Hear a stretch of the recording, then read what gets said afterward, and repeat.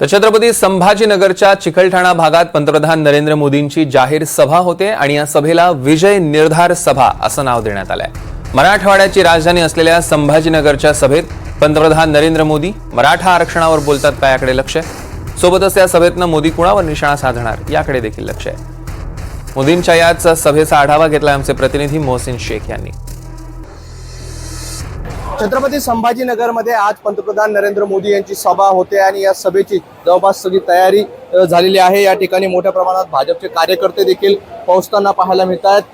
छत्रपती संभाजीनगरच्या चिकलठाणा भागात ही सभा होते आहे, ज्याला विजय निर्धार सभा असं या सभेला नाव देण्यात आलेलं आहे।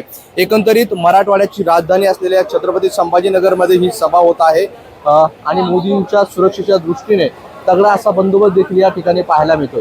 गेल्या काही दिवसांपासून मराठवाड्यात मराठा आरक्षणाचा मुद्दा गाजतोय। असं असतानाच आज मोदींची ही सभा होते आहे। या सभेत नरेंद्र मोदी हे नेमकं काय बोलणार हे पाहणं महत्त्वाचं असणार आहे। सोबतच विरोधकांवर काय टीका करतात हे देखील पाहणं महत्त्वाचं असणार आहे।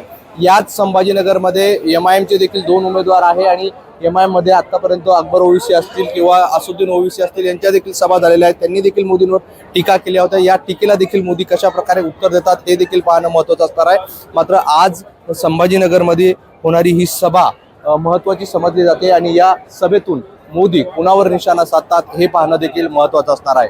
व्हिडिओ जर्नलिस्ट कपिल जाधवसह मोहसिन शेख, NDTV, छत्रपती संभाजीनगर।